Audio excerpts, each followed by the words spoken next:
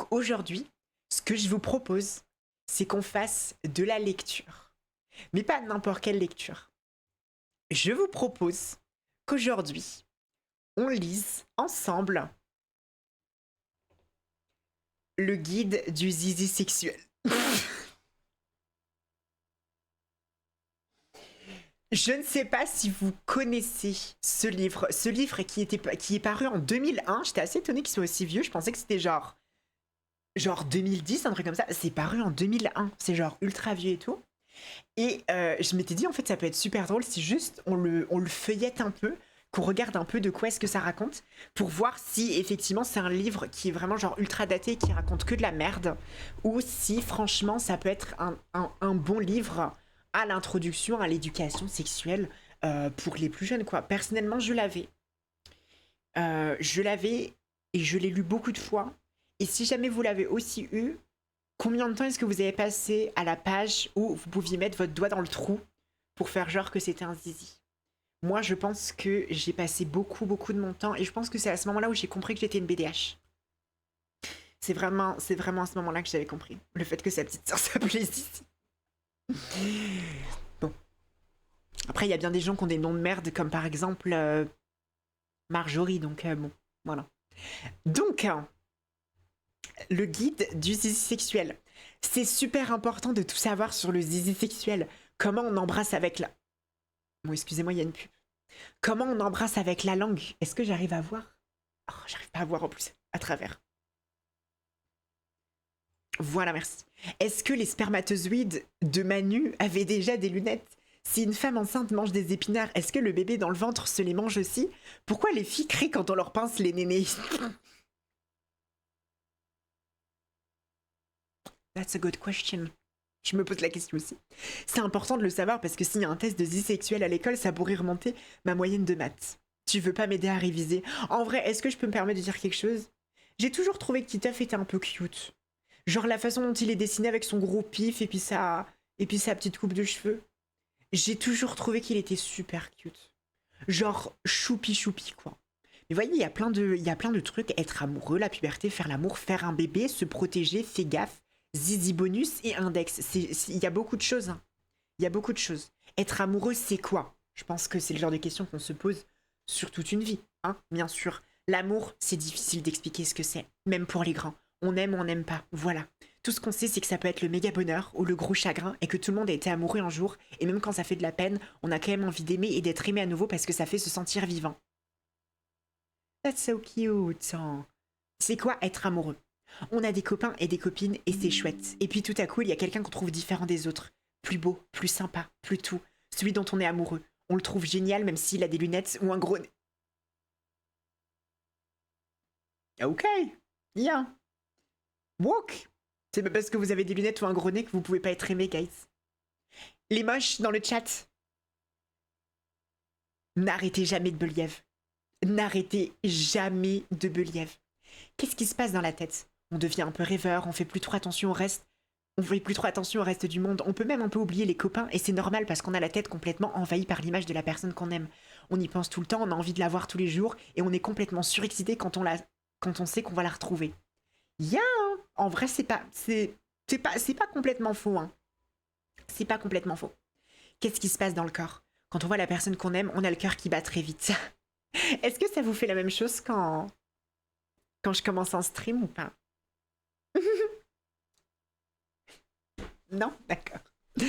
Quand l'élu n'est pas là, il nous manque si fort qu'on peut avoir très mal au ventre. Et certains sont même tellement émus de voir l'élu de leur cœur qu'ils en vomissent. Vomito, il est amoureux du bus. C'est quoi un chagrin d'amour? C'est quand on est amoureux d'une personne qui ne nous aime pas. C'est dur. C'est comme si on nous retirait le plus beau cadeau du monde. Mais quand on s'en remet, on comprend que on n'était pas fait pour être ensemble. Parce que l'amour, c'est chouette quand c'est réciproque. Si je puis me permettre, l'amour, c'est chouette quand c'est réciproque. Hein? Donc avec ton situationship de merde, hein, avec qui t'as genre 0 point commun, que toi t'aimes de tout ton cœur, mais que lui, il en a à foutre de ta gueule. Voilà, c'est pas de l'amour. Hein. Peut-être se réveiller, ma belle. Est-ce qu'on peut arrêter d'être amoureux? Oui. Parfois, on arrête d'être amoureux parce qu'on n'en a plus envie. C'est la vie. Et d'autres fois, c'est parce que la personne qu'on aime ne nous aime pas. Alors on aimerait arrêter de l'aimer pour ne plus avoir de peine. Est-ce qu'on peut avoir de la peine toute la vie? On croit toujours qu'on s'en remettra jamais. Et un jour ça passe. Il n'y a qu'à laisser faire le temps. C'est vrai! C'est vrai, c'est beau ce qui est dit parce que c'est complètement vrai. Et je pense que tu peux pas t'en rendre compte si tu lis ça quand t'es gosse. Parce que, bon, évidemment, genre, t'y crois pas. Mais c'est grave vrai, quoi. Elle va pas être facile à oublier. Oh, bichette. Nadia, non mais sa crush, elle s'appelait Nadia. Il y a pas grand monde qui s'appelle Nadia, j'ai l'impression. Il y a pas grand monde. Beaucoup de garçons sont amoureux de leur maîtresse. Well, je pense à un certain chef d'État à l'heure actuelle. Je vais pas dire qui parce qu'après Macron va encore s'énerver. Comment on fait pour dire à quelqu'un qu'on l'aime? C'est toujours assez difficile de déclarer ses sentiments. Si on n'ose pas lui dire directement, on peut faire comprendre ce qu'on ressent à la personne qu'on aime en lui écrivant une lettre ou des petits mots. On peut aussi lui faire des petits cadeaux.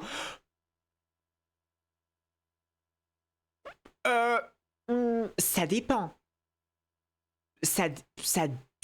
Oui. Oui. La partie écrire une lettre et des petits mots, je suis un peu en mode genre, c'est peut-être un peu vieux jeu. Lui faire des petits cadeaux.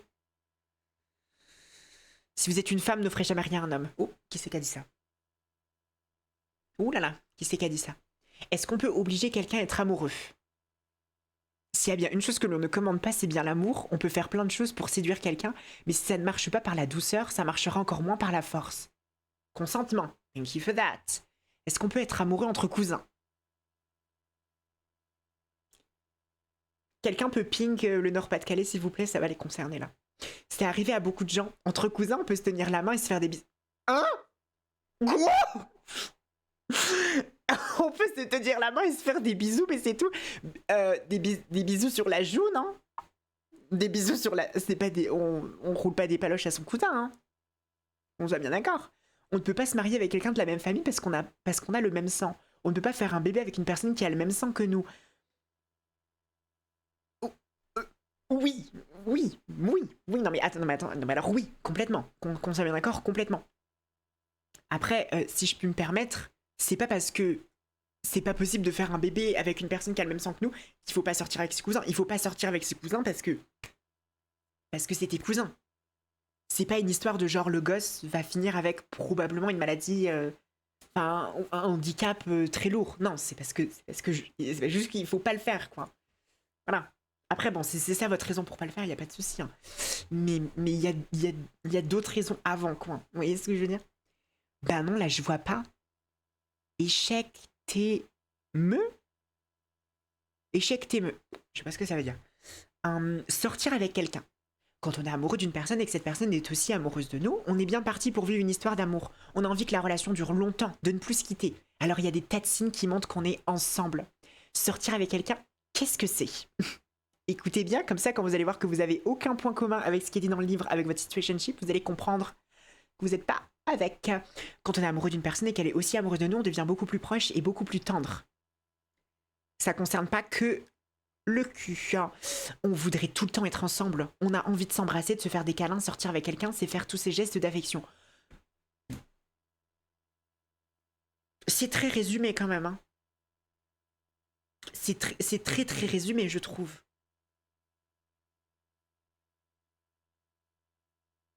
Bon, lier le fait de sortir avec quelqu'un avec juste on se fait des câlins, machin, gestes d'affection et tout.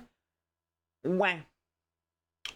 Bon, on va dire que c'est très très, on va dire que c'est peut-être un petit peu trop soft, quoi. Vous voyez ce que je veux dire? Quand peut-on dire qu'on sort avec quelqu'un? En général, à partir du premier baiser.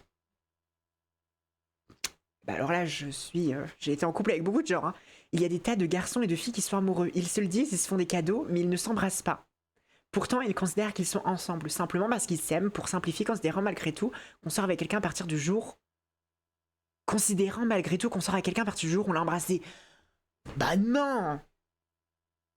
Bah non! Parce que tu peux très bien embrasser quelqu'un sans sortir avec la personne, tu peux très bien sortir avec la personne sans pour autant embrasser la personne.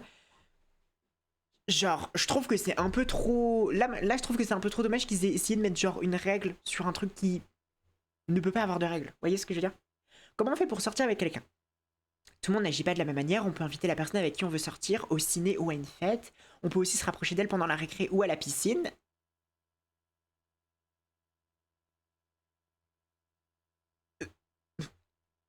évitez d'aborder des gens à la piscine. C'est peut-être pas le... Enfin, évitez d'aller voir quelqu'un à la piscine en lui demandant genre, est-ce que tu veux sortir avec moi? Parce que une pool party, pourquoi pas?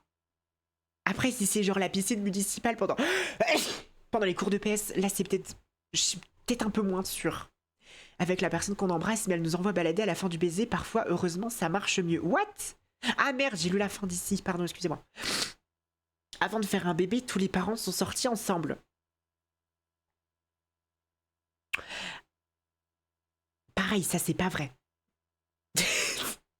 Il y a certains parents qui ont fait un bébé et qui sortaient pas ensemble. Et une fois que le bébé est sorti, le papa est parti, par exemple. Vous voyez ce que je veux dire? Bon, c'est des choses qui arrivent. Hein. Les enfants naissent d'un coup d'un soir en boîte de nuit. Voilà. Le facteur passe parfois. Quand s'embrasse-t-on pour la première fois? Pendant un slow à une fête, par exemple, on se rapproche et on finit par s'embrasser. Le plus souvent, c'est le garçon qui embrasse la fille, mais les filles peuvent très bien faire le premier pas. Girl power. D'autres personnes procèdent par étapes. Un jour, on se tient la main, le lendemain, on est bras dessus, bras dessous, et puis on se fait des bisous sur la joue et finalement, on s'embrasse sur la bouche. Ok. Combien de temps on reste ensemble? Ça dépend des jours, des semaines, des mois, des années, toute la vie. Parfois, on pense qu'on va passer sa vie avec la personne qu'on embrasse, mais elle nous envoie balader à la fin du baiser. Parfois, heureusement, ça marche mieux. C'est quoi se faire plaquer? C'est quand la personne avec qui on sort nous dit qu'elle ne veut plus qu'on soit ensemble. Plaquer quelqu'un, c'est le quitter. Ouh, ça fait mal. Il y aura une rediff YouTube? Bien sûr, ma vie. Comment on quitte quelqu'un? On peut écrire une lettre à la personne que l'on veut quitter ou lui téléphoner, mais c'est mieux de lui dire en face qu'on ne veut plus sortir avec elle. Si on est amoureux d'une fille qui fait du rugby, ça fait encore plus mal. Non, c'est pas drôle. C'est pas drôle. Comment on embrasse? Le baiser tendre, le baiser baveux, le baiser métal, le baiser explosif. Oh mon dieu, j'ai peur de ce qu'ils vont dire. Il existe plein de baisers différents, les tendres, les baveux, les courts, les longs, personne n'embrasse de la même manière. Comment on embrasse sur la bouche? D'abord, il faut poser sa bouche sur celle de la personne qu'on va embrasser. Ensuite, on ouvre la bouche. La personne qu'on embrasse ouvre aussi la sienne, sinon ça peut pas marcher. Et on entre la langue dans la bouche de l'autre. Mais c'est tellement graphique! Oh, mais c'est tellement graphique! Le but est de caresser la langue de l'autre avec sa langue, puis on enroule les langues dans un sens ou dans l'autre. On fait les deux langues, s'amusent entre elles, après on improvise. Mais ça, c'est pas embrasser quelqu'un, ça c'est rouler une pelle! C'est. c'est beaucoup! C'est beaucoup. La première fois que t'embrasses quelqu'un, t'es pas obligé de rouler une... Bon, si vous voulez le faire, faites-le, hein. Attention, c'est pas moi qui vais... C'est pas moi qui vais vous dire de pas le faire, attention. Hein. Au contraire. Mais c'est vrai qu'effectivement, genre... J'ai pas envie d'être méchante, mais c'est peut-être un peu too much dans un livre comme ça de dire que embrasser quelqu'un pour la première fois, c'est genre obligatoirement rouler des grosses pelles. Un peu too much. Non, carrément too much. Carrément too much. Genre, t'embrasses quelqu'un, tu le fais, tu rentres pas directement sa langue au fond de son gosier, quoi. Ça peut être un peu genre, ouh. Surtout si on vient de sortir de la cantine, t'as encore du gigot entre les dents, bon, voilà. Ce qu'il faut faire, il est conseillé de pencher la tête sur le côté, surtout si on a un grand nez. Les porteurs de lunettes peuvent les enlever. Pensez à cracher son chewing-gum avant. On peut se toucher avec les mains, se caresser pendant le baiser. Pas dans les nono place, hein. Pas dans les don't touch me there. Attention, c'est genre, voilà, les épaules. Laissez de la place pour Jesus entre vous. C'est important quand même. Ce qu'il ne faut pas faire, fourrer sa langue dans la bouche de l'autre jusqu'au gosier, le but du baiser n'est pas d'étouffer l'autre. Oui, bah, juste avant, tu dis que pour le premier baiser, il faut... Donc il faut ça... Est-ce qu'ils se sont relus avant de publier le livre ou quoi? Non mais j'hallucine. Le livre aime pas les grands nez, les lunettes. Ah bah alors là, si jamais vous avez le combo... Hein. Faut pas être complexé hein, quand tu lis le livre là. Eh ben, faire sentir ses dents, c'est très désagréable, surtout si on a un appareil dentaire. What? Non mais il est complexe. La quantité de complexe que tu ressors si jamais tu lis ce livre.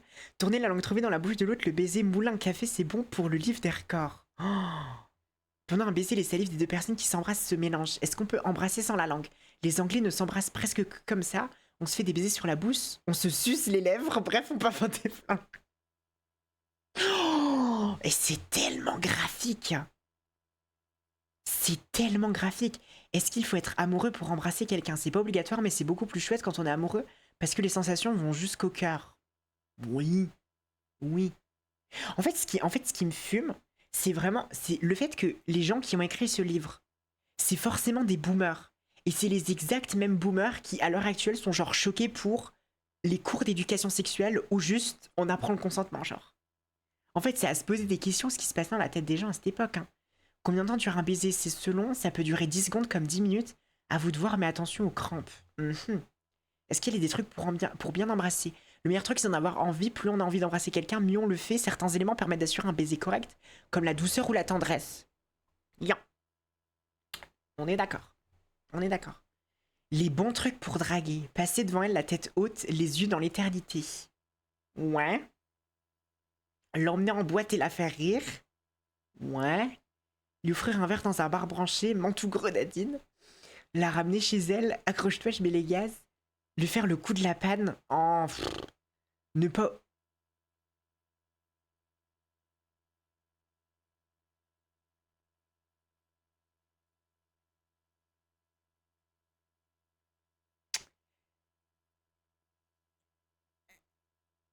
En fait... en fait, je pense qu'il faut voir le problème sous différents angles. D'un côté, c'est bien de continuer à faire la propagande du safe sex. Ayez toujours des préservatifs sur vous, of course. Très important, très très important. Toujours vous protéger, guys, vraiment. C'est peu importe que vous fassiez ça entre hommes, entre femmes, hommes-femmes, avec d'autres gens, on se protège toujours, d'accord? Les maladies sexuellement transmissibles, ça touche tout le monde, d'accord?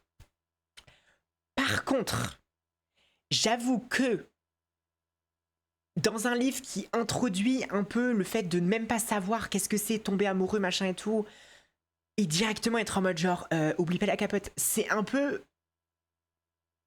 en mode genre, bah c'est un peu sexualiser les enfants, quoi. Vous voyez ce que je veux dire? Titeuf en CM2, et en plus de ça, voilà, Titeuf il est même pas au collège, enfin...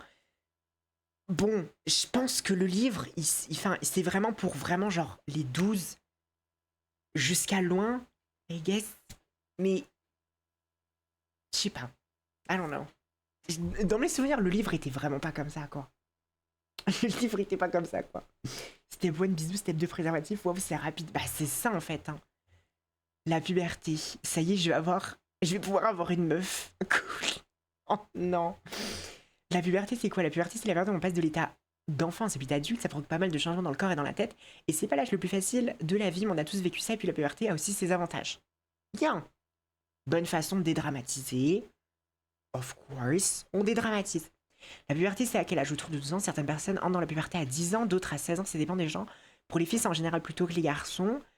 Comment c'est qu'on est dans la puberté? Parce qu'il se passe des tas de changements dans la tête et dans le corps et dans la tête. Des tas de changements dans le corps et dans la tête, pardon.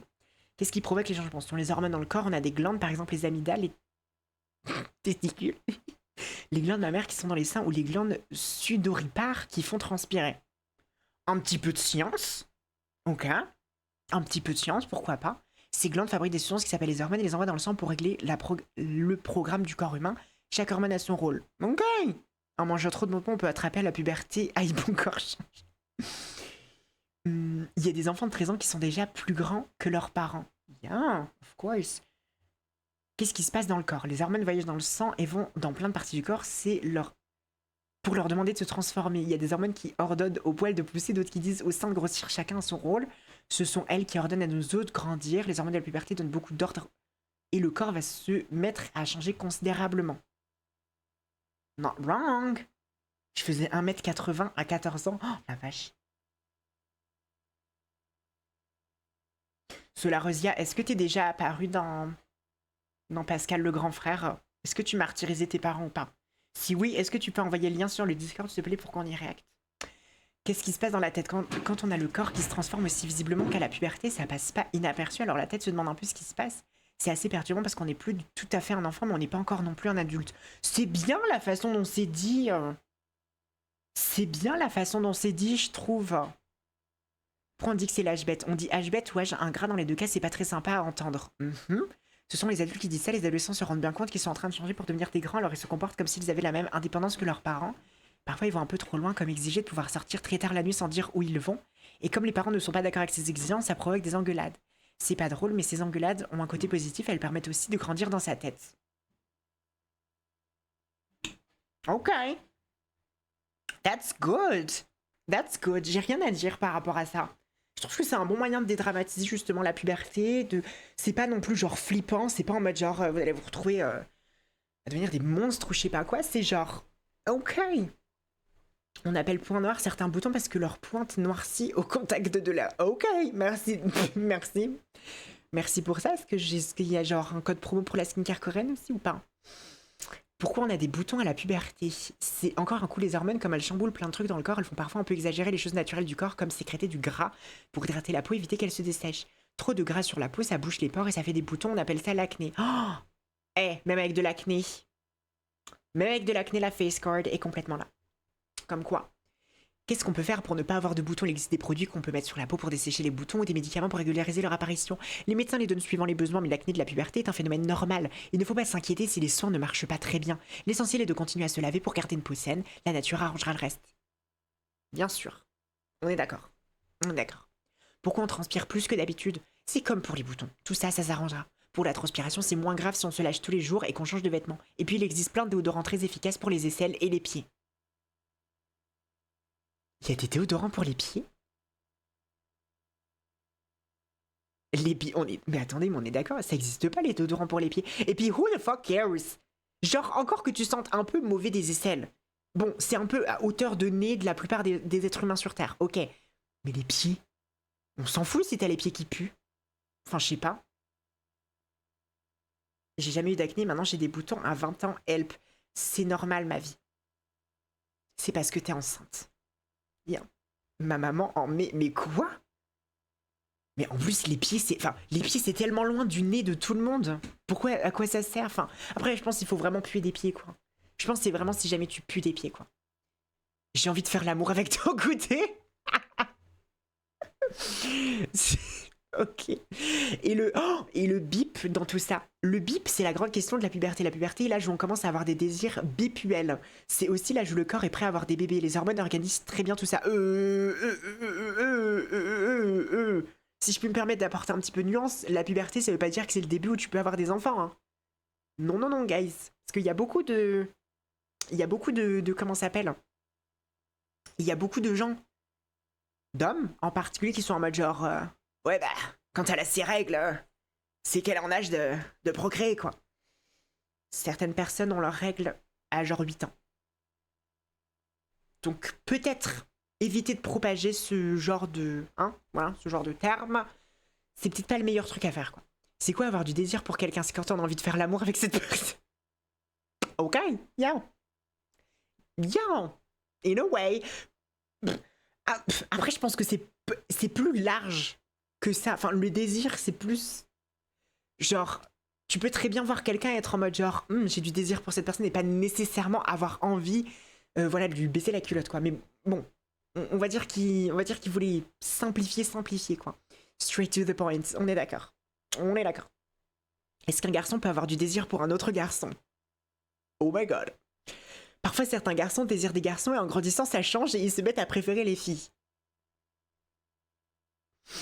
Et puis parfois, certains garçons préfèrent les filles en grandissant et préfèrent les garçons.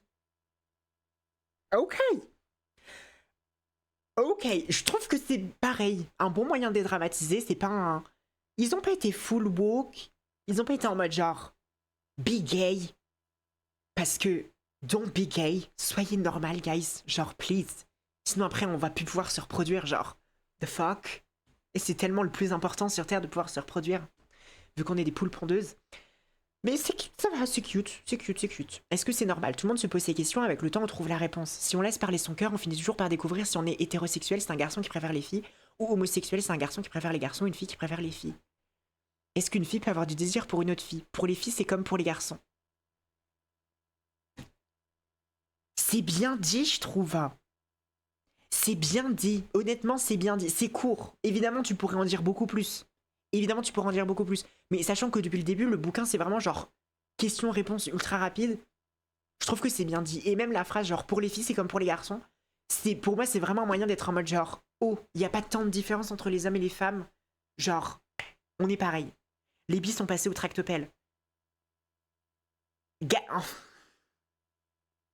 Oh my god. Guys, quand vous voyez qu'il y a écrit qu'ils disent que c'est ok d'être hétéro, tout comme c'est ok d'être gay, ça inclut aussi les personnes bi, du coup. Enfin, je comprends pas. Vous voulez un petit astérix avec écrit ah d'ailleurs, pour Francine, qui est comme ça, qui pense comme ça, qui a fait son coming out comme ça et qui fait du 45, c'est comme ça. Sometimes, je vais pas dire que vous asking for too much.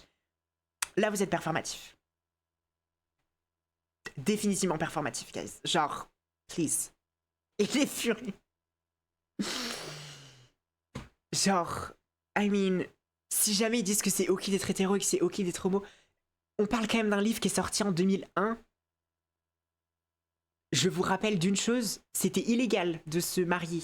Le mariage homosexuel était illégal à cette époque. C'est arrivé genre 12 ans plus tard. Parfois, il c'est bien de faire un petit peu d'anthropologie. Vous voyez ce que je veux dire? Parfois, c'est bien de considérer time and place. Genre un livre qui dit ça en 2001. Yeah. La puberté des garçons. À la puberté, les garçons chantent dans leur corps, ils ont des poils qui poussent, la voix qui mue, des boutons plein la figure, bref, ils se transforment tranquillement en hommes. Oui. Ok. Où poussent les poils? Les garçons commencent par avoir un petit duvet sous le nez qui va devenir une moustache puis une barbe. Pas pour tous, hein. J'en connais certains qui ont mon âge et qui ont encore quelques petits trous. Mais enfin bon, ça viendra avec l'âge. Et quelques poils autour du zizi. Pardon, mais c'est rigolo. Oh là là. Au total, ils ont des poils sous les bras, autour du bip, sur la figure et sur la poitrine. Mais certains en ont plus que d'autres, sur le dos, les épaules. Où poussent les boutons? Sur la figure et parfois dans le dos. Mais ça s'en va plus tard. She is fucking tea. Oh my god. Je vais aller voir mon chirurgien et lui demander ça. Littéralement ça. Genre, ça c'est mon dream body. Waouh. Waouh. Je vais mettre du temps à m'en remettre, je pense.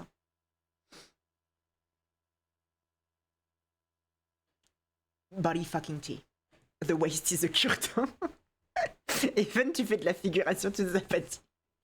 C'est l'époque où j'étais rousse. Hein. L'époque où j'étais rousse. Hein, ça date. Hein. Ça date.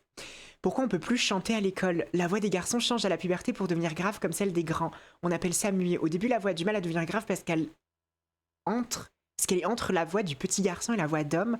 Les garçons qui muent ont du mal à chanter parce que leur voix passe de son aigu au son grave comme un yo-yo, mais ça ne dure pas trop longtemps. Est-ce que je peux dire quelque chose? Genre, c'est plus une question. Est-ce que je suis la seule? J'ai l'impression, parce que j'ai grandi, obviously, comme tout le monde, au collège avec des garçons, donc je les ai écoutés aussi. Mais j'ai l'impression que personne n'a mué. Genre, vous savez, ce truc en mode genre, le garçon adolescent qui est en mode genre, et qui parle comme ça. J'ai l'impression, c'est jamais arrivé. Genre, enfin. Genre, pour moi, j'ai l'impression que c'est vraiment un truc, genre, grave, graduel, mais doucement, quoi. Vous voyez ce que je veux dire? Alors qu'il y a grave des blagues en mode genre. Genre, je sais pas, ils parlent en mode genre. Mais pas du tout, enfin, je sais pas. Ou alors je suis passé à côté de l'information, j'ai pas fait gaffe. Mais j'ai l'impression que c'est grave caricaturé alors que pas du tout, en fait. Je sais pas. Je sais pas. I don't know.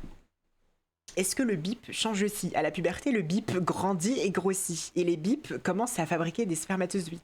C'est comme un spermatozoïde. C'est très très petit, on ne peut pas le voir à l'œil nu. Si on regarde un spermatozoïde au microscope, on peut voir qu'il a une tête ronde, mais sans yeux ni bouche évidemment, et une longue queue qui remue pour avancer. En fait, ça ressemble à un tétard. Des milliers par jour, tu te rends compte, et les filles, pas un seul. C'est comme à la gym, c'est toujours nous qu'on en fait le plus.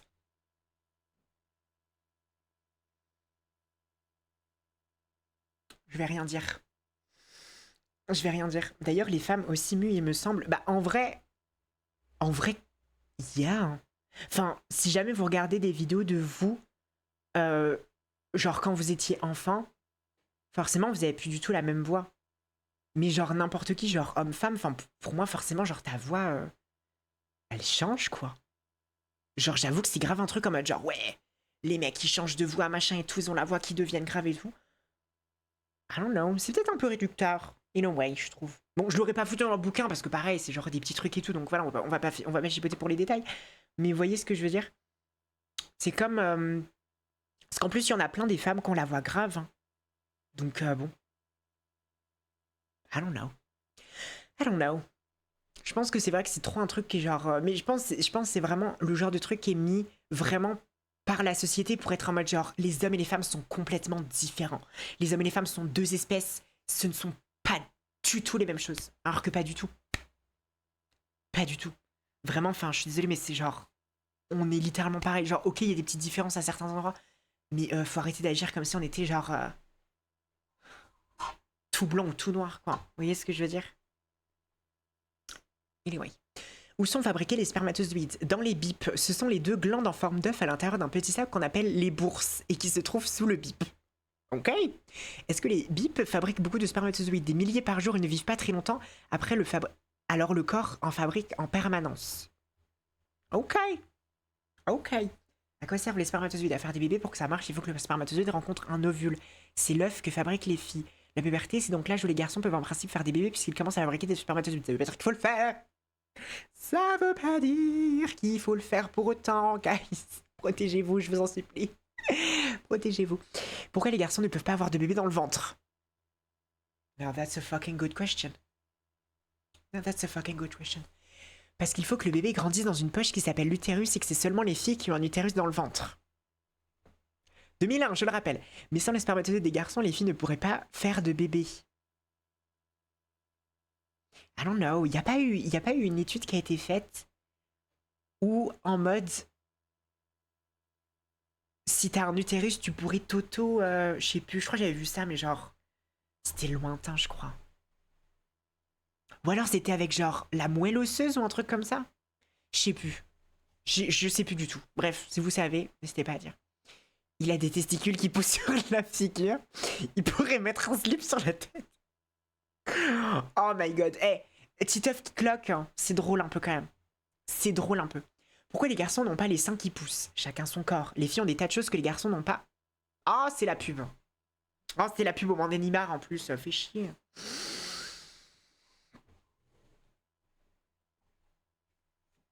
Merci Lenny Barran. Que n'ont pas les filles. La nature a donné aux filles un ventre pour fabriquer le bébé alors qu'on leur a donné aussi des seins pour le nourrir quand il naît. Ok. Est-ce qu'il y a toujours du lait dans les seins des filles? Non, les seins fabriquent le lait seulement quand une femme attend un bébé et tant que le bébé tétera après sa naissance. Une info qui peut paraître des plus débiles. Et pourtant, je pense que tu demandes à beaucoup d'hommes, ils sont pas au courant. Honnêtement, ils sont pas au courant. Et c'est bien qu'ils le mettent, hein, je trouve. Moi, je trouve ça bien. Franchement, pour l'instant, je suis pas déçue. Je suis pas déçue de ce bouquin pour le coup. Est-ce que les garçons peuvent quand même nourrir les bébés? Pas avec leur sein, parce qu'ils ne fabriquent pas de lait, mais les papas peuvent donner les biberons à leur bébé, c'est chouette aussi. Et en plus, ça appelle, voilà, ce truc de le père aussi doit être présent pour. C'est franchement level 1 woke, hein, qu'on soit bien d'accord. Mais pour 2001, c'est pas dégueu, hein. Est-ce que les garçons ont des règles? Non, ce sont seulement les filles parce que les règles viennent de l'utérus et que les garçons n'ont pas d'utérus. Moi, je m'en fous, j'ai une équerre bien. Là, c'est rigolo, petite blague, hein, la petite blague.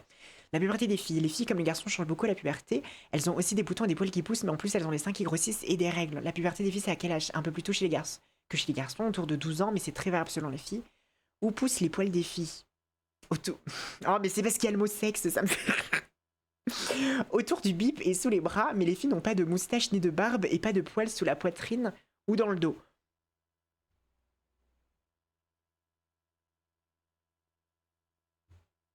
Les poils au téton, bon. Bon, au bout d'un moment, hein, voilà. Voilà, hein. Et puis même, genre, n'importe quel. Genre, ils disent la poitrine ou dans le dos. Bon, le dos, ok, je peux accepter. Mais genre, tout le monde a des poils anyway. Vous voyez ce que je veux dire? Les poils au huc. Les poils au huc aussi, genre. Nuisance. Nuisance. On est bien d'accord. Nuisance. Est-ce que les filles muent aussi? La voix des femmes est un peu différente de celle des petites filles parce qu'on change en grandissant, mais ce n'est pas une mue aussi forte que chez les garçons. Et ils ont répondu à la question que j'avais tout à l'heure. Elle a un manteau en puberté.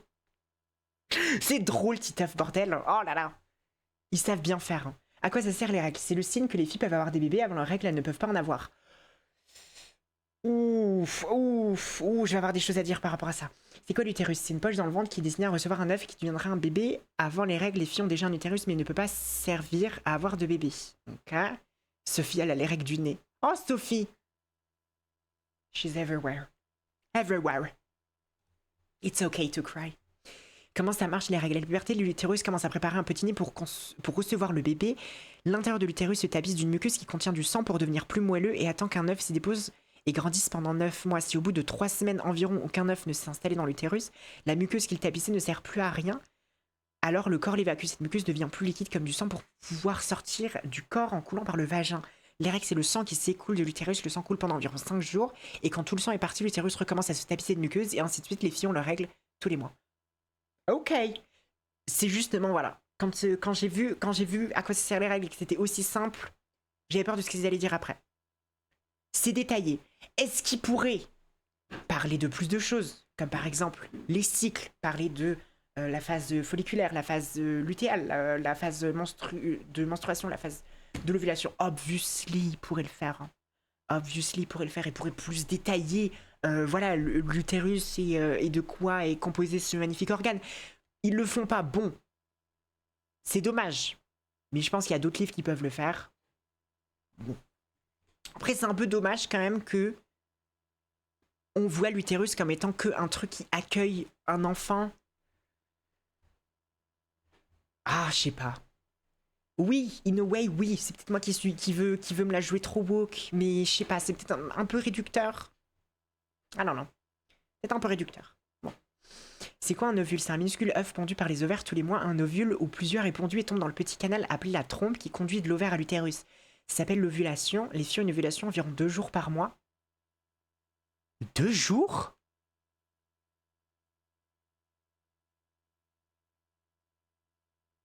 C'est plus. C'est plus. Je suis pas sûr. C'est plus que 2 jours quand même. Hein.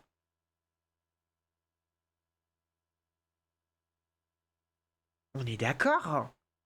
On est d'accord? 5 jours? Bah ouais, je crois que c'est 5. 3, 4. Après, je pense que ça dépend, mais 2 jours par mois? 2 jours par mois, ça me paraît pas beaucoup. Hein. Ils auraient pu voir plus large. Hein. Si l'ovule n'est pas fécondé par un spermatozoïde, aucun bébé n'est fabriqué et la fille a ses règles. Ok. Comment une fille voit qu'elle a ses règles? Un jour, elle trouve un peu de sang au fond. Oh, au fond de sa petite culotte. Oh, non. Non, non, ça j'aime pas. Sa petite culotte. Non, non, ça fait bizarre. Ça fait prédateur. C'est normal, ça veut dire qu'elle a ses règles pour la première fois. Est-ce que les règles font mal? Parfois, avant et pendant leurs règles, les filles peuvent avoir un peu mal au ventre, c'est à cause de la contraction de l'utérus pour faire sortir le sang. C'est plus ou moins douloureux selon les filles sont sensibles pendant leurs règles et pleurent plus facilement.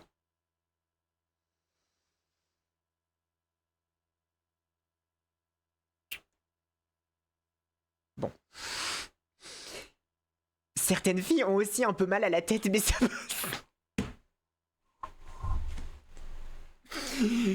Alors, les règles, c'est... t'as mal au ventre, tu pleures, t'as mal à la tête. Oh my god, mais si c'était que ça, hein. Mais si c'était que ça. Mais si c'était que ça. Mais ça serait génial. Mais ça serait incroyable. On voit bien que c'est écrit par des hommes. Bah là, le souci, c'est que c'est... Enfin, c'est que c'est pas... c'est pas... vulgarisé, c'est que c'est vraiment simplifié, mais au max, du max, du max, du max, du max, du max. Hein. Vous voyez ce que je veux dire? Après, en soi, in a way, ils ont pas tort dans le sens où c'est vrai que les règles, c'est pas censé faire mal. Vous voyez ce que c'est pas censé être douloureux au point où tu te torsionnes de douleur et tu peux pas sortir de ton lit. Je pense qu'ils ont pas voulu le voir de cette manière, obviously, mais je pense que ça peut être un bon moyen de montrer que, effectivement, si jamais tes règles sont vraiment genre douloureuses, bah c'est que c'est pas normal parce que justement c'est pas écrit dans le livre. Je sais pas si vous voyez ce que je veux dire. Et que peut-être, effectivement, faut consulter que ça peut être un signe de quelque chose d'autre, comme le SEPK qui a un nouveau nom, mais je ne sais plus c'est quoi. Le SMOP, je crois. Je sais plus. Bon, c'est mal dit. Je trouve que c'est mal dit. Ça pourrait être effectivement corrigé.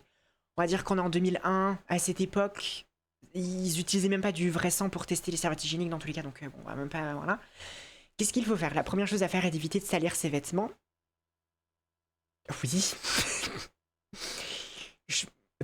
Oui, enfin, oui, bon. Pour cela, les filles mettent des serviettes hygiéniques. Ce sont comme des petites couches en coton qu'elles collent au fond de la culotte pour absorber le sang qui coule. Elles peuvent aussi mettre des tampons si elles veulent aller à la piscine. Ouais. C'est quoi un tampon? C'est comme un petit tube en coton arrondi au bout avec une petite ficelle à l'autre bout. Oui. Ok. Encore une fois, body's fucking tea. Madame, il va te laisser que des... C'est un peu drôle. Hein. C'est un peu drôle. Hein. On devrait pas rire, mais c'est un peu drôle. Hein. Ou se met un tampon, il se met à l'intérieur du vagin pour observer le sang avant qu'il tombe au fond de la culotte, obviously. Comme maintenant on a introduit le tampon dans le vagin, en ne laissant dépasser que la petite ficelle la première fois qu'on met un tampon, on est toujours un peu inquiète. Alors il faut se détendre et l'introduire très doucement. Certains tampons ont un système d'applicateur qui permet de le mettre plus facilement. Comment on enlève un tampon? Il suffit d'attraper la petite ficelle qui dépasse et tirer doucement dessus pour faire sortir le tampon du vagin. On doit changer de tampon régulièrement parce qu'il ne faut pas le garder plus d'une demi-journée dans le corps. Parfois il faut en changer plus souvent parce que le tampon est rempli de sang et qu'il n'est plus efficace. Ok. Bonne façon de le dire, de faire. C'est bien. C'est ok, je trouve. C'est ok. Pareil, encore une fois, on pourrait aller encore plus loin, mais... Elle va repartir la queue entre les gens. À quel âge s'arrêtent les règles? Quand une femme atteigne à peu près l'âge de 50 ans, le corps décide de lui-même de ne plus pouvoir faire d'enfants et produit des hormones pour que les règles s'arrêtent. On appelle ça la ménopause. Ah. J'ai un doute niveau ménopause. Est-ce que vous pouvez m'aiguiller? Ah mais non, attendez. Décide de lui-même de ne plus pouvoir faire d'enfants et produire d'hormones. Ok, j'avais pas compris. J'ai cru qu'il disait en mode genre, le corps produit des hormones pour que les règles s'arrêtent. Mais pas du tout, j'ai mal lu. Excusez-moi, j'ai mal lu. Non, effectivement, c'est la fin de la production des hormones qui fait que les règles s'arrêtent. Ok, j'ai compris. Les seins des filles. La ouate, les mandarines. Oh non, la pauvre. Les filles qui ont dans la puberté un peu plus tard que les autres se demandent souvent pourquoi leurs seins n'ont pas encore poussé alors que certaines de leurs copines ont déjà des poitrines de femmes. Faute de vrais seins, elles trouvent des trucs pour s'en fabriquer. Oh non. Les melons, les ballons. Non mais... C'est un peu drôle, hein. C'est un peu drôle. À l'intérieur des seins, il y a des glandes, mais pas de muscles. Les seins tiennent uniquement grâce à la peau qui les enveloppe. Bah, c'est simplifié. C'est simplifié. Les femmes ont des pectoraux quand même. Hein. Bon. Hein, on a fait vite fait, quoi. Pourquoi il ne faut pas pincer les seins des filles? Par pitié, parlez de consentement. Je vous en supplie, parlez de consentement. Vous m'avez pas tant déçu que ça. Depuis le début, par pitié, parlez de consentement. Quand ils se mettent à grossir, les seins des filles deviennent très sensibles. Il ne faut ni les pincer, ni leur donner des coups, même pas très forts. C'est un peu comme quand un garçon reçoit un coup dans les testicules, ça fait très mal. Mais faut pas le faire parce que ça se fait pas. Mais c'est incroyable. Faut pas le faire parce que c'est genre... Parce que ça se fait pas. Je comprends pas. C'est dingue d'avoir être en mode genre... Mais ça fait mal. Non, c'est pas que ça fait mal, c'est juste que tu touches pas le corps des autres sans consentement. Enfin... Titeuf, là, t'es pas de mon côté, j'ai l'impression. Hein. Pourquoi les filles ont les seins qui grossissent à la puberté à partir du jour où elles ont leurs premières règles et les filles peuvent avoir des bébés? Les seins se mettent aussi à grossir, les seins grossissent aussi un peu plus avant les règles. Plus tard, quand les femmes attendent un bébé, leurs seins se remplissent de lait pour pouvoir nourrir le bébé. Le jour où il vient au monde, les seins doivent pouvoir contenir ce lait.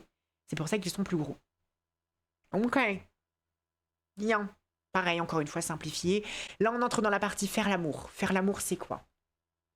Là, me poser, je pense que c'est une question éternelle. Quand on commence à avoir des désirs bip pour une personne, on a envie de la toucher, de l'embrasser, de la caresser. Si on aime une personne en grandissant, les mots, les caresses ne suffisent plus pour exprimer nos sentiments, alors on a envie de faire l'amour avec elle. Ok. Je reste de... Oh, j'ai oublié le pause-pipi, c'est ça que je voulais faire. À quel âge on peut faire l'amour? Ouf, la question. On commence à y penser assez jeune, vers 10 ans. Ouais. On n'a pas encore envie et le corps n'est pas encore prêt pour le faire. Après la puberté, le désir sexuel se précise en même temps. Puis le changement du corps, certaines personnes font l'amour pour la première fois très tôt, d'autres attendent plus tard. Bref, il n'y a pas d'âge pour faire l'amour pour la première fois. La règle que j'ai envie de vous donner, guys, si jamais vous avez envie de le faire, attendez encore un peu. Genre, si jamais vous avez très très envie de le faire, attendez encore un peu.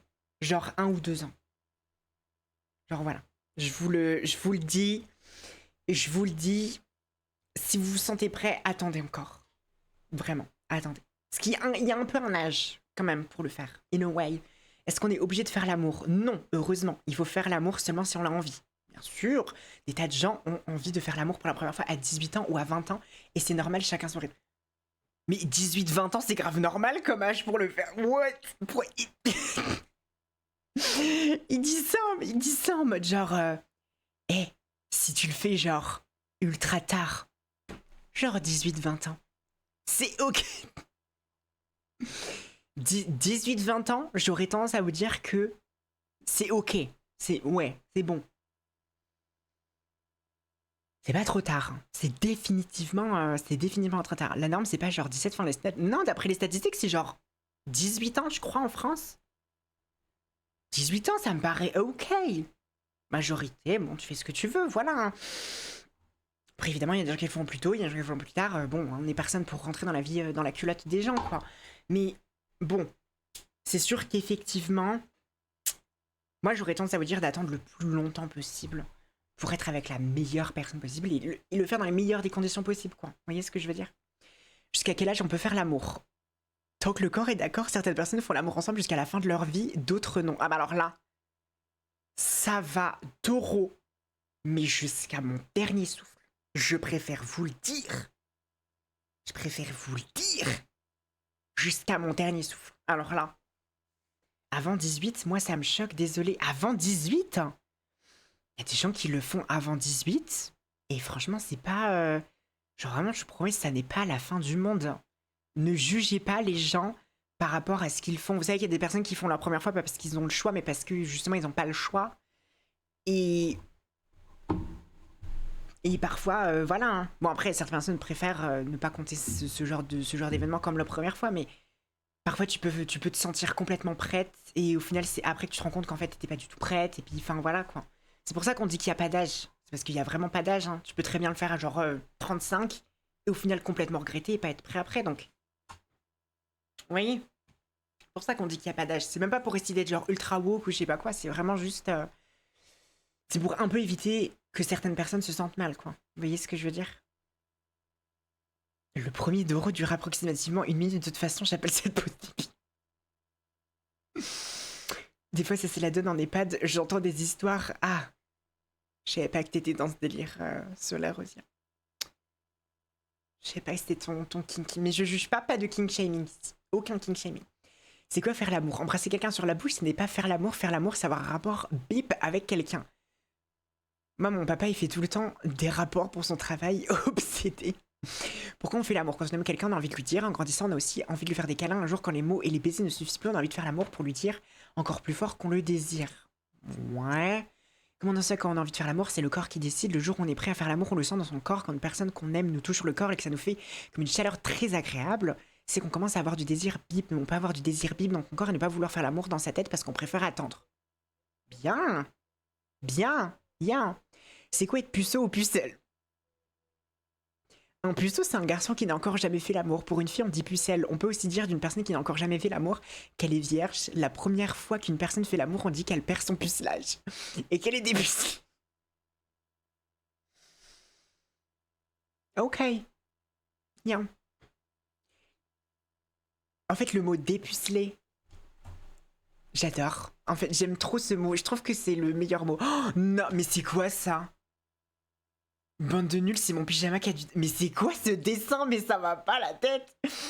Comment c'est le désir sexuel d'un garçon? Quand un garçon ressent un désir bip, il a le cœur qui s'accélère alors il respire un peu plus fort. Son bip se remplit de sang et devient beaucoup plus dur. Alors il se dresse, on appelle ça avoir une bip. Oui, nian. Est-ce que les garçons ont des bips avant la puberté? Oui, ils ont des bips pendant la nuit ou le matin et quand ils ressentent du désir bip.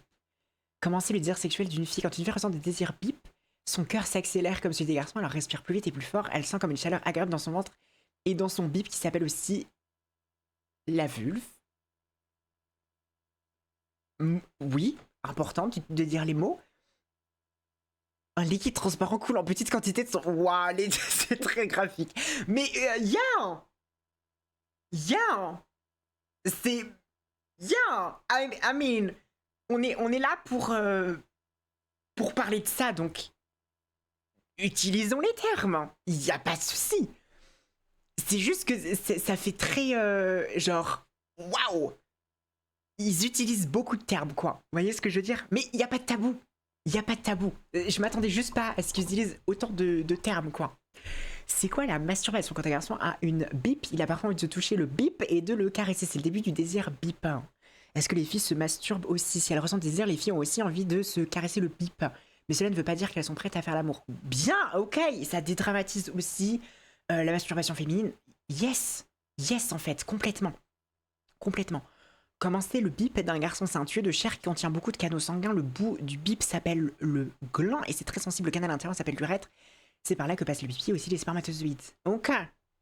Ok. C'est quoi les testicules? Sous le bip des garçons se trouvent les bourses. Quand il y a les testicules en forme d'œuf et sont braqués les spermatozoïdes. Ok. Commencer le bip d'une fille, c'est une fente dont les bords s'appellent les lèvres. En haut de la fente se trouve le clitoris. Mais ça parle de clitoris en plus, ça. Waouh! En fait, c'est soit très woke, soit pas si woke que ça, en fait. Qui est comme un minuscule zizi de garçon avec une urètre en dessous pour faire pipi. Encore en dessous se trouve un trou appelé vagin qui conduit dans le ventre à l'utérus. C'est par là que les filles font l'amour et que les billes sortent à la naissance. Ok. Bien décrit. Bien décrit. Genre, oui, ça dit les termes et je pense que c'est important. C'est important. Pourquoi les filles n'ont pas de testicules? Certaines en ont. Et c'est tout à fait ok. C'est tout à fait ok, en fait. Parce qu'elles ne fabriquent pas de spermatozoïdes, les filles ont des ovaires en forme d'œuf à l'intérieur du ventre qui fabriquent des ovules. Les ovules doivent rencontrer les spermatozoïdes pour faire des bébés. Je trouve que c'est bien la façon dont c'est écrit parce que, encore une fois, un truc que j'aime vraiment beaucoup, c'est le fait que justement comment ça s'appelle, ça floute un peu cette frontière qu'il y a entre les hommes et les femmes en mode genre c'est complètement différent, genre les hommes c'est une espèce, les femmes c'est une autre machin et tout.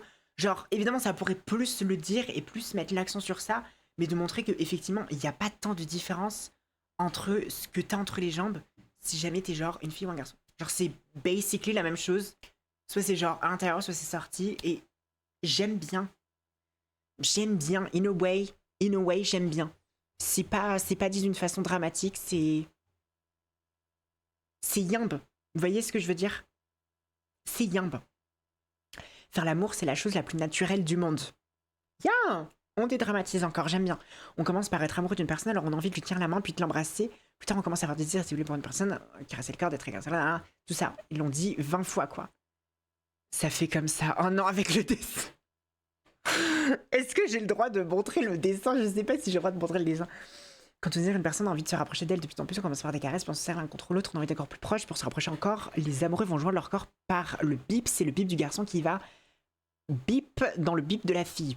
Ok. Les amoureux se caressent et s'embrassent quand ils sentent qu'ils se désirent beaucoup, ils se déshabillent pour se caresser tout nu. Et le garçon qui a envie de faire l'amour, oh là là, devient assez dur pour rentrer dans le qui a du désir sans un peu de liquide transparent coulé de... Oh là là! Ce liquide permet de rendre le... Waouh! Il y a beaucoup... En fait, c'est...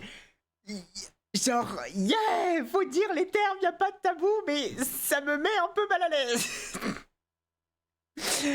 C'est dit d'une manière... Mais après, en même temps, je vais pas vous mentir. C'est pas le genre de livre que t'es censé lire en stream devant 125 personnes. C'est censé être le genre de livre que tu lis dans ta chambre quand tu grandis. Voilà, c'est vraiment dans le confort de ta propre intimité. J'avoue que moi, j'ai vraiment genre... Moi, c'est parce que, vas-y, genre, je m'en fous. Mais bon, voilà. C'est vrai que ça peut être quelque chose, quoi. Le garçon fait entrer son bip dans le bip de la fille. Après, les amoureux commencent à bouger pour que le bip du garçon fasse un va-vient dans celui de la fille. Ouais, c'est simplifié, mais... Je vais lire rapidement, et si jamais il y a un truc à redire, voilà, on en discute, mais ça peut durer 3 minutes ou 1 heure, ok, tant que tu ressens du plaisir, ah, et continue de bouger, c'est bien, c'est sympa, une chaleur très douce, ok, d'accord.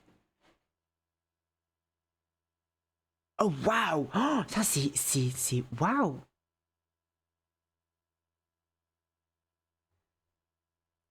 Waouh! Ah ouais, le Kama Sutra, un livre qui explique toutes les positions qui existent pour faire l'amour. Non mais ça c'est pareil. Non, parler de Kama Sutra, non,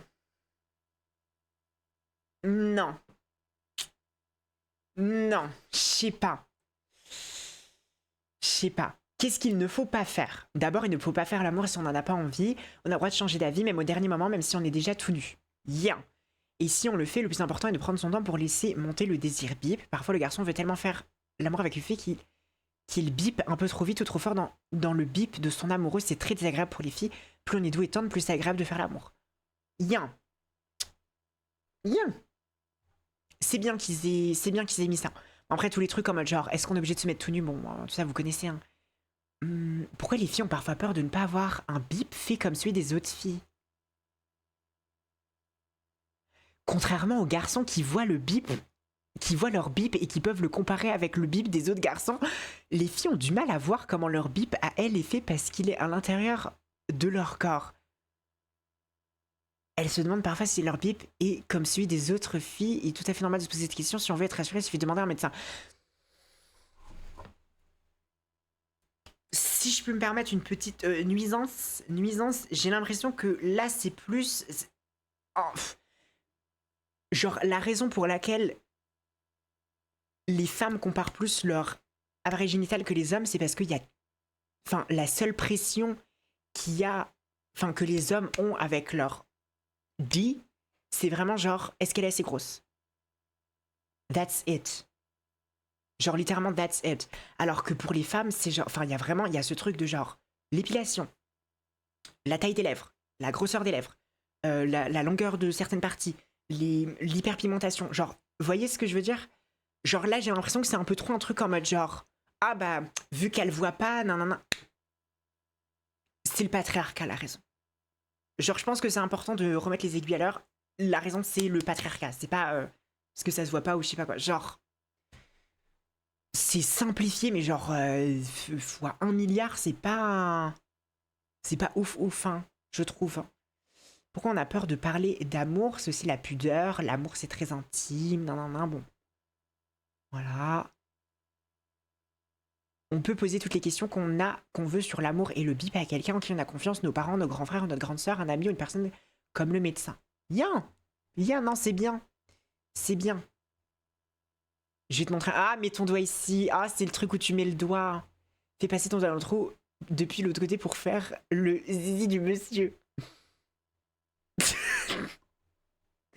Et normalement, t'as la dame, je crois. Ouais, t'as la dame aussi. Ouais, c'est... C'est sympa. C'est sympa, je trouve. Hein. C'est sympa. Il faut répondre aux questions que les gens peuvent avoir. Hein. Faire un bébé, c'est quoi? Quand tu sais, mais normalement, au bout de quelques temps, les adultes ont envie de faire un bébé ensemble. Un bébé, ça doit être le résultat d'une histoire d'amour. C'est pas toujours le cas, mais c'est vrai que c'est toujours mieux de cette manière. On va pas dire le contraire. À quel âge on peut faire des bébés? Dès la puberté, on peut avoir des bébés, mais faire un bébé, c'est un engagement pour la vie. Quand on est très jeune, on a beaucoup de choses à accomplir avant d'être assez mûr pour pouvoir élever un enfant. Preach! Qui fait les bébés? Un homme et une femme peuvent avoir un bébé en faisant l'amour. Très simplifié. Le bébé fait grâce à la rencontre d'un spermatozoïde avec un ovule. Okay.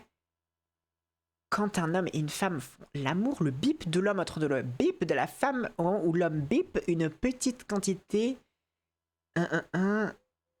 grandira pour devenir un bébé. Ok. Ouais, bah oui, c'est ok. Hein. Pourquoi il y a des gens qui ne peuvent pas avoir de bébé? Parfois, l'homme ou la femme est stérile, ça veut dire qu'ils ne peuvent pas avoir d'enfant. Le corps est une mécanique très fragile et arrive que quelque chose ne marche pas très bien parce qu'on a été malade ou pour des raisons médicales plus compliquées. Là, vous savez ce qui est bien dans ce qui est dit là, c'est que c'est pas uniquement mis comme quelque chose... Genre, c'est pas un problème uniquement féminin.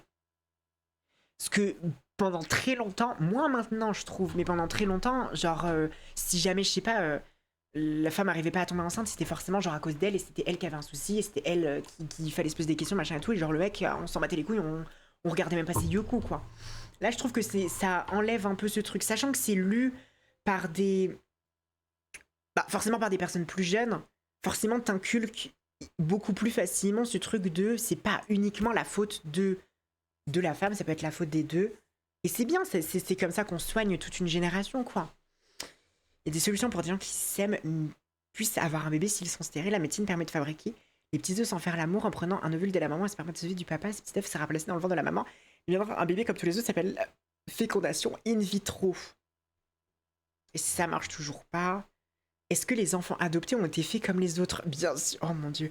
Un enfant adopté a aussi été fait par un homme et une femme qui ont fait l'amour. Simplement, il n'a plus les parents qui l'ont fabriqué. Le papa et la maman qui l'ont adopté deviennent ses vrais parents parce que l'adoption, c'est aussi une histoire d'amour. Cute. Cute. Bien. Bien. Comment le bébé vit dans l'utérus? Bon, après, je pense que j'ai pas grand chose à dire par rapport à ça. Honnêtement, je trouve que ça, c'est pas le genre de truc où tu peux être en mode genre. Genre, autant je voulais un peu nitpick les comment ça s'appelle? Genre, tous les trucs par rapport à la puberté et tout, parce que c'est quand même. Bon, voilà. Autant les trucs par rapport à comment faire un bébé et tout. J'ai envie de te dire, tu peux techniquement raconter de la merde. C'est un truc d'adulte, quoi. C'est un truc d'adulte, donc on s'en balèque un peu si jamais. Oh non, mais c'est pas. Les dessins sont tellement chelous. Les dessins sont tellement chelous. Vous êtes ici. 500 millions de spermatozoïdes remontent dans le vagin de l'utérus, c'est moins une centaine arrivant jusqu'aux trompes. Ok. L'ovule qui a été pondu par l'ovaire. Un seul spermatozoïde pourra entrer dans l'ovule pour le féconder. L'ovule fécondé, maintenant un œuf, il contient déjà toutes les caractéristiques du futur bébé. L'œuf se divise en 2 puis en 4, ainsi de suite, tout en se divisant, il va rouler lentement pour redescendre dans l'utérus poussé par les poils qui recouvrent les parois. À 8 jours, l'œuf est collé à la paroi, à l'utérus son petit nid et s'est formé autour de lui. L'œuf devient ensuite un embryon. À 3 semaines, cet embryon mesure 2 mm de long. C'est encore un peu juste pour être champion de basket. 4 semaines, l'embryon mesure plus d'1 centimètre et se met à fabriquer un début de squelette et de cerveau. 8 semaines, l'embryon mesure 4 centimètres et tous les membres et ses organes, il devient un fœtus. Le bébé a déjà des poils qui poussent sur tout le corps. Ah, attendez, j'aime pas trop ça. J'aime pas trop ça. Le fait qu'il montre à 8 semaines quelque chose d'aussi humain, avec genre des petits mains, des petits bras et tout, j'aime pas trop parce que je trouve que ça diabolise un peu l'avortement. Vibe maga anti-avortement, ça give un peu ça malheureusement. Parce que à 8 semaines... Attendez.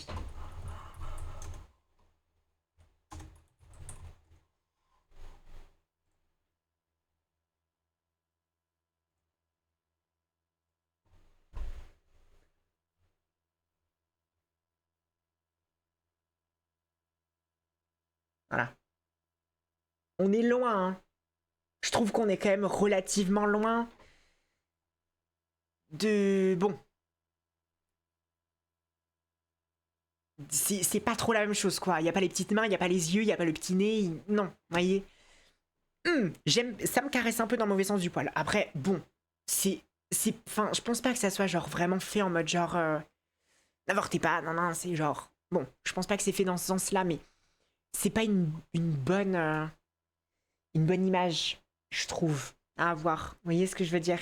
Je sais pas. C'est peut-être moi qui suis peut-être un peu too much, quoi.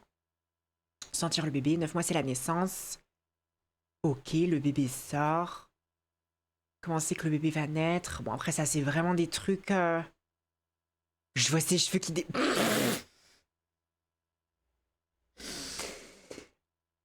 Je trouve que ça c'est plus... le plus gros bébé de France pesait 6,8 kilos à la naissance. Oh la vache. Vas-y pour faire sortir 6,8 kilos. Hein. Ça, je trouve que bon, c'est pas le plus important. Parce que je me dis, oui, bon, ça, c'est des trucs, enfin... Tu peux pas mal apprendre de ça, quoi. Vous voyez ce que je veux dire? Pourquoi il y a des bébés pas normaux? Parfois, le code génétique du bébé est un peu différent des autres et le bébé se développera différemment aussi, comme les trisomiques. Parfois, le code génétique est comme celui des autres enfants, mais le bébé a un handicap causé par une maladie. Les parents et des éducateurs vont apprendre à ces bébés à vivre avec leur handicap. Ah. C'est bien de parler des enfants qui peuvent effectivement être porteurs d'un handicap. Après, les appeler des bébés pas normaux, bon. Est-ce que les humains peuvent faire des bébés avec des animaux? Et les animaux, ils naissent comment?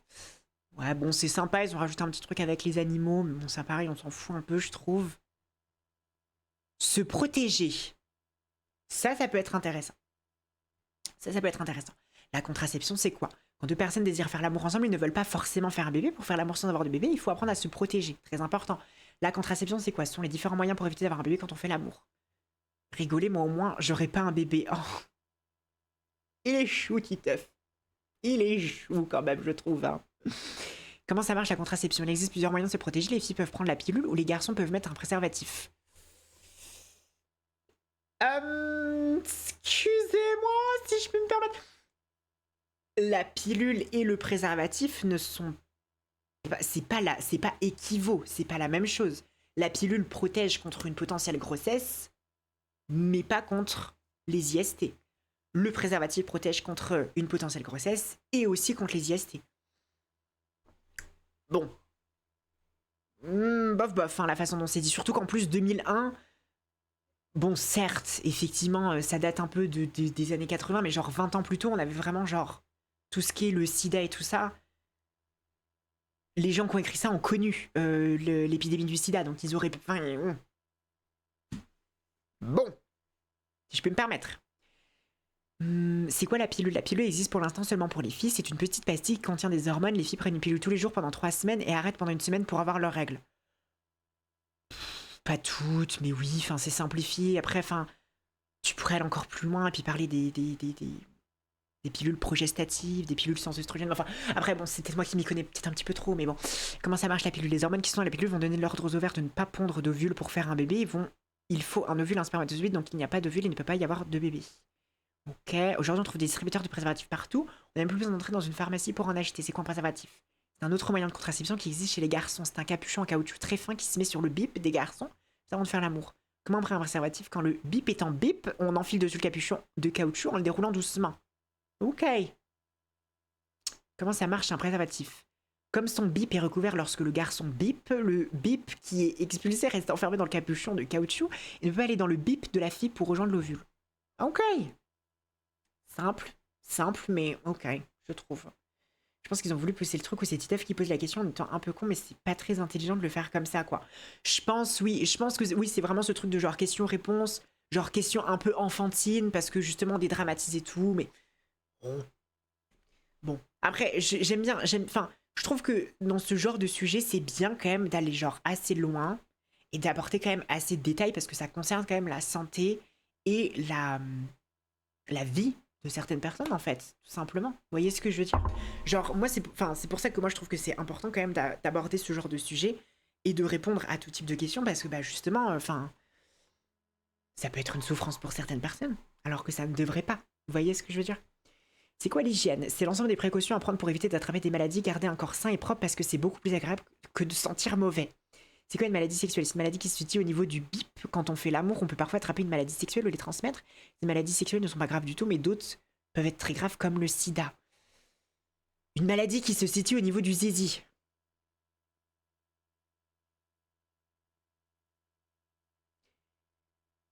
Quand on sait la quantité de maladies que tu peux attraper quand tu as un vagin, c'est trop simplifié. Enfin, je suis désolée, surtout que c'est tellement... Enfin, non. Non, là, c'est trop simplifié, quoi. Là, c'est trop simplifié. Surtout être en mode genre, c'est un truc sur le zizi. Non. C'est quoi le sida? Dans le sang, on a des cellules microscopiques qui sont là pour nous protéger des maladies. Ces cellules se promènent dans le sang et quand elles trouvent un microbe ou un virus qui donne des maladies, elles les mangent pour l'empêcher de nous rendre malades. Le sida est un virus qui tue ces cellules de défense jusqu'à ce qu'il n'y en ait plus. Du coup, quand on est malade, par exemple, quand on a une grippe ou un rhume, il n'y a plus de cellules pour nous défendre contre la maladie. Cette maladie se développe et peut nous faire mourir. Quand on attrape le sida ne s'attrape pas, il se transmet. Le virus du sida est présent dans le sang, dans le bip et dans les sécrétions bip. Une personne qui a le sida ne transmet sa maladie que si son sang ou son bip ou ses sécrétions contaminées par le virus entrent directement en contact avec le sang d'une autre personne. Mais le virus du sida ne peut pas passer par la salive ou par la peau. Cela veut dire que le sida ne peut pas se transmettre en embrassant quelqu'un ou en le touchant ou en buvant dans son verre. Très bien de dire ça. Dédramatiser le sida, tout ça, de pas en faire juste une maladie de gay. Ça c'est très bien. Of course. Mais pareil, en fait, c'est un peu dommage parce que comment ça s'appelle? On passe vraiment d'une description d'une dédiabolisation des personnes qui sont porteuses du sida Et en même temps, on a un truc de c'est quoi une maladie sexuelle ça s'attrape au niveau du zi. C'est un peu dommage, quoi. C'est un peu dommage. Bon. Comment le sang ou le bip contaminé entre en contact avec le sang d'une autre personne? Si on s'injecte avec une seringue le sang d'une personne qui a le sida dans les veines, d'autres personnes, le virus du sida peut aussi entrer dans les veines. Et quand on fait l'amour, c'est le bip ou les sécrétions bip d'une personne qui a le sida entre dans le corps d'une autre personne, le virus du sida entre aussi dans le corps. Ok. Pour éviter les maladies graves comme le sida, la seule protection est de mettre un préservatif pour faire l'amour, cela protège aussi des autres maladies sexuelles. Bien. C'est quand un gynécologue, c'est le médecin spécialisé dans l'appareil génital des filles. L'appareil génital des filles, c'est les parties du corps qui servent à faire l'amour ou à faire des bébés. Ça va du bip à l'utérus. Pour les filles vont chez le gynécologue, la plupart des filles commencent à consulter régulièrement un gynécologue pour prendre soin de leur appareil génital. Quand elles sont enceintes, les femmes vont chez le gynécologue tout le long de leur grossesse pour qu'ils surveillent l'évolution du bébé dans le ventre.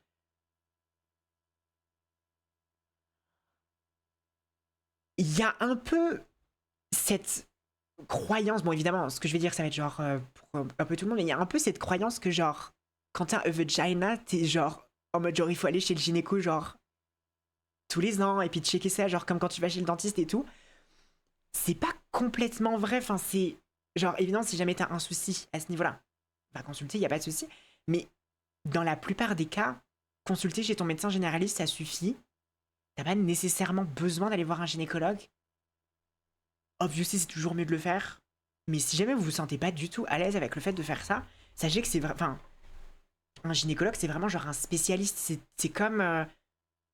Enfin, tu vas pas voir un cardiologue tous les ans pour checker que ton cœur va bien si t'as pas de soucis particuliers.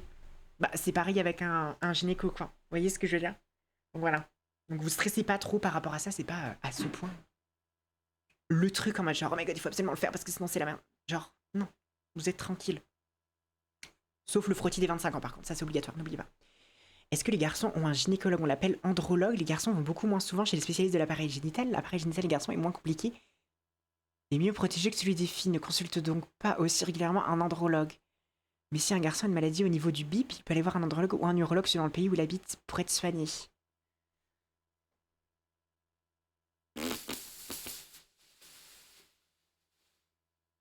Oui, enfin... En fait, j'aime pas trop l'appareil génital des garçons est moins compliqué et mieux protégé que celui des filles. Yeah. I mean, c'est un peu complexe dans le sens où on peut prendre l'exemple, par exemple, des infections urinaires. Comme j'avais déjà raconté, l'urètre de quelqu'un qui a... Attendez, parce qu'il faut que je fasse attention parce que ça va être une rediff. Donc évidemment, il faut que je fasse attention que le robot YouTube ne me censure pas non plus. Si jamais vous avez... Je vais utiliser des termes enfantins, vous savez ce que je veux dire. C'est pas que je veux enfantiser la chose, c'est juste pour pas me faire bannir après YouTube, d'accord? Si vous avez une baguette magique entre les jambes, votre urètre est plus long. Ce qui fait que vous aurez beaucoup moins de chances d'attraper une infection urinaire parce que forcément le passage du début jusqu'à la fin est tellement plus long pour arriver jusqu'à votre vessie qui fait que, voilà, l'infection urinaire est... Enfin, comment ça s'appelle? Vos anticorps s'en chargeront le temps que ça arrive. Vous voyez ce que je veux dire? Alors que si jamais vous avez une baguette magique entre les jambes, forcément l'urètre est beaucoup plus court, donc ça peut arriver beaucoup plus facilement dans la vessie, ce qui peut causer beaucoup plus facilement une infection urinaire. Voilà. Je vous avais déjà expliqué. Donc, in a way, je vois ce qu'ils ont voulu dire avec le c'est moins compliqué. Yeah. Kind of. Mais. Je sais pas, c'est un peu en mode genre. Ah, vas-y, on s'en fout. Genre, non, je sais pas. Bon. Ils disent quand même d'aller voir un urologue au cas où. Donc, on va dire que c'est. Comment ça s'appelle? On va dire que oui. Ok. Je peux comprendre. Préservatif, ça se trouve en pharmacie, dans des distributeurs. Ok. Une fois déroulé, ça ressemble à une chaussette. Waouh. Une chaussette, c'est que t'as pris la taille, XL, hein, parce que pour le coup, on peut faire des bombes à eau, des bonnets de bain, des élastiques, des chewing-gums. On peut aussi les mettre sur le bip pour se protéger.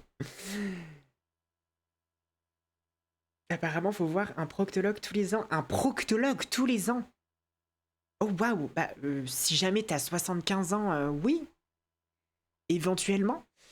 Après, je ne sais pas quel âge tu as, c'est quoi tes antécédents médicaux, mais non, c'est pas trop tous les ans. Oh là là, mais et par contre, Balitty, hein, chacun des dessins, c'est incroyable. Fais gaffe. Ouh là là. C'est quoi la pédophilie? Ah, c'est bien qu'il parle de ça. C'est une maladie. Ouais. Un pédophile est un adulte qui est attiré sexuellement par les enfants. Les pédophiles peuvent être très dangereux car ils essaient d'intimider les enfants pour pouvoir faire des jeux sexuels avec eux. La pédophilie est totalement interdite. Si un adulte essaie de te toucher là où tu ne veux pas, il faut en parler tout de suite à un autre adulte en qui tu as confiance. Ouais. Le truc de c'est une maladie...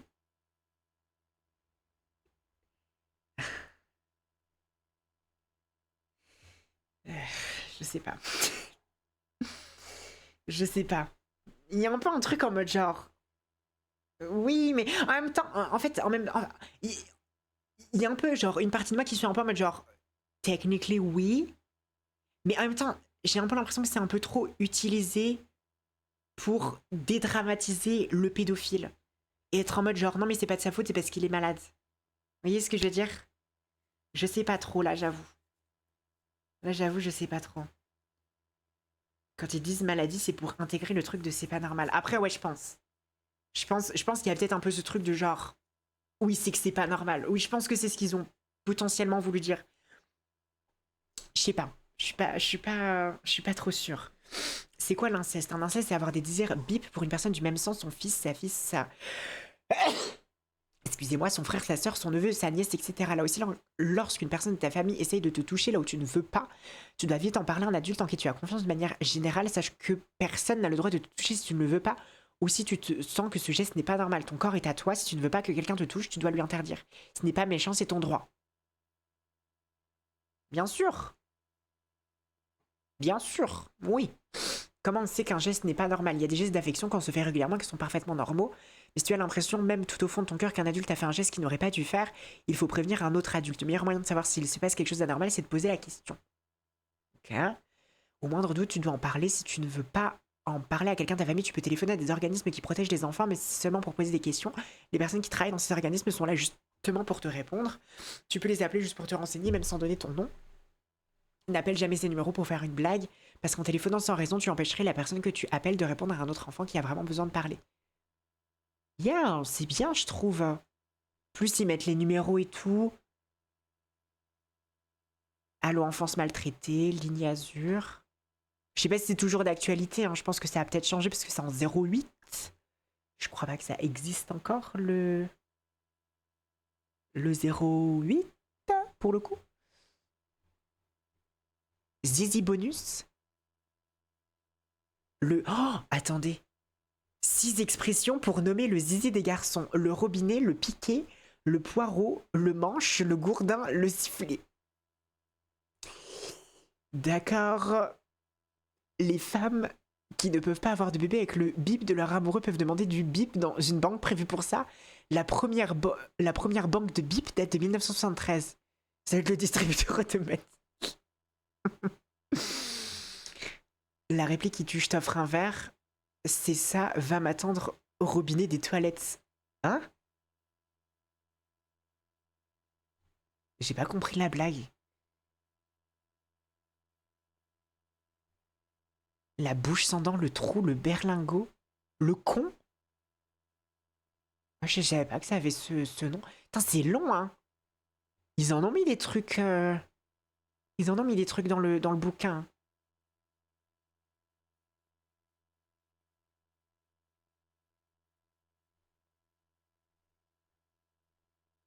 Le minou, le millefeuille, le bulldog, le petit frisé, le coquillage. Bon bah alors là, les termes sont pas aussi gentils, hein. Les cadeaux qui font plaisir. Méga séducteur à travers les sages. Petits gestes qui plaisent. Bah non, du coup.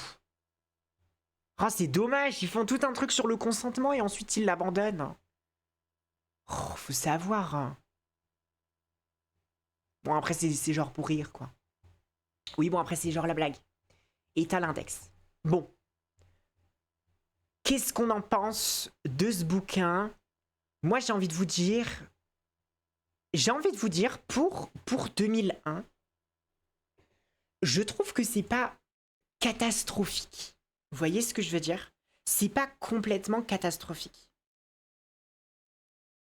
Peut beaucoup mieux faire. Peut vraiment beaucoup mieux faire.